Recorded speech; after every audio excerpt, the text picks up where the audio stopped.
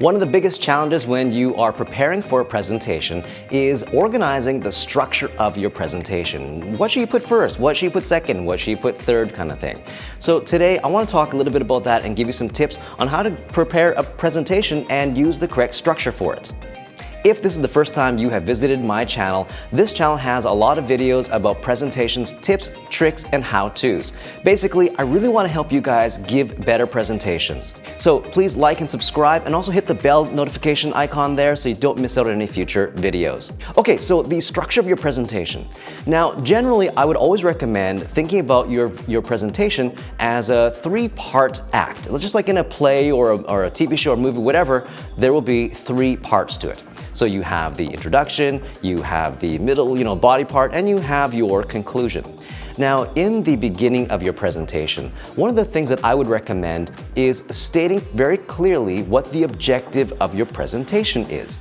So you want to say something like, today's presentation is going to be all about video marketing. And so I'm going to teach you about these three things. So something like that, where it's just a very simple, this is the topic, and these are the things I'm going to be talking about. Now, of course, there are different ways to start a presentation, but I like that because it makes it very simple and clear. It gives a sense of, okay, well, what's this person going to talk about? Your audience will now know what they are listening for. And also gives you a little bit of a way to remember what you're going to talk about too. So you know there's going to be this as the goal, and you'll be able to talk about those things very easily, hopefully. Okay, now the second part of the presentation, the middle part of the presentation, this is when you're going to present your points.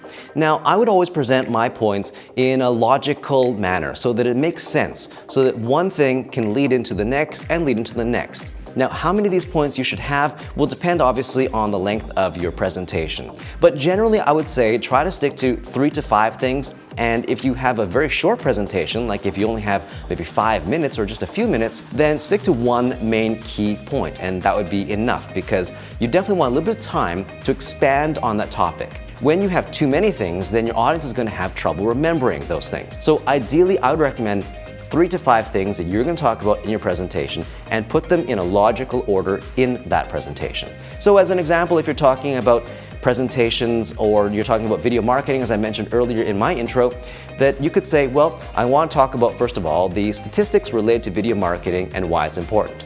Then I want to talk about some key tips and tricks that you can use to improve your video marketing.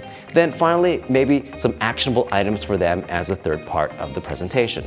So those will be the main 3 things you can put into the middle of that presentation. Now, for the final part, for the ending part of it, you want to wrap up and summarize what you talked about.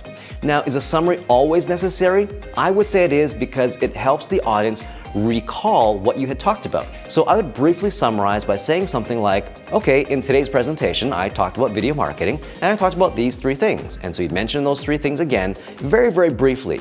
And it'll also depend on how much time you actually have at the end. If the presentation, the middle part is a little bit longer, then the ending could be a little bit shorter. You could just say, I talked about video marketing and I talked about these 3 things, and then wrap it up there.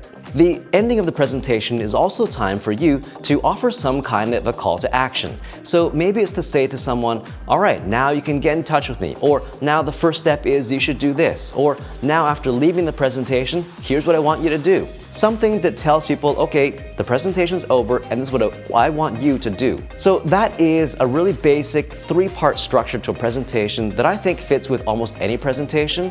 You also, of course, want to leave a little bit of time at the end for Q&A. So if your presentation demands a little bit of Q&A time built into your presentation, then obviously make everything fit within the time so that you have maybe just a few minutes or 2 minutes in order to answer any questions that your audience members may have. So that is what I would do. Make sure that you have a good introduction that introduces the overall presentation, the middle part, which is in a logical order related to your topics and no more than 3 to 5 topics ideally. And then of course your conclusion, which quickly summarizes all of that, tells people what they should do after the presentation, and of course leaves a little bit of room for the Q&A.